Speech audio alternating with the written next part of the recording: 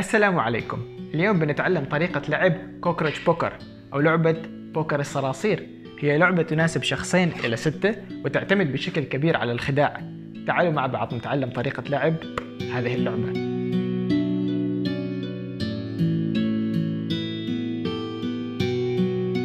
الإعداد للعبة سهل جدا، ما عليك سوى توزيع 64 بطاقة من المجموعة بالتساوي على جميع اللاعبين حتى تنتهي جميع البطاقات في المجموعة، وبالتالي تكون مستعد لبداية اللعبة. المجموعة تحتوي على 8 فصائل مختلفة من الحيوانات: الجرذ، الخفاش، البقة، والعقرب، والعنكبوت، والذباب، والصرصور، والضفدع.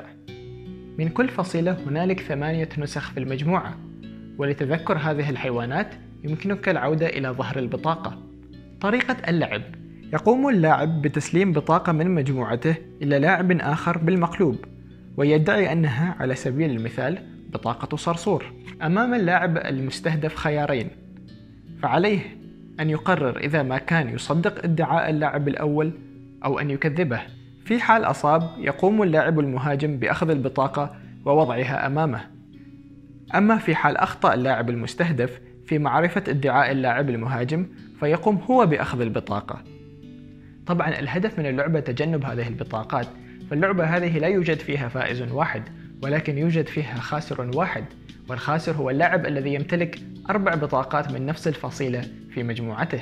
وهناك خيار ثالث في اللعبة، وهو خيار التمرير، أي أن يقوم اللاعب المستهدف بأخذ البطاقة ورؤيتها ثم تمريرها إلى لاعب آخر وادعاء نوعها، ويسمح له بتكرار نفس الفصيلة التي ذكرها اللاعب الأول وغيرها.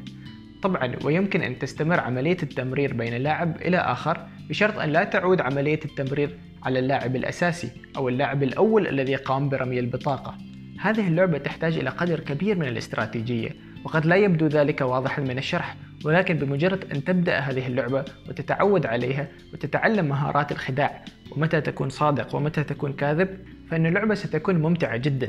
وطبعا هذه اللعبة تم ترشيحها للفوز بجوائز كثيرة، رغم أنها لعبة قديمة إلا أنها ما زالت قوية في السوق ويحبها الكبار والصغار. أتمنى أن تكون اللعبة واضحة. باختصار، أمام اللاعب المستهدف 3 خيارات: إما التصديق أو التكذيب أو التمرير.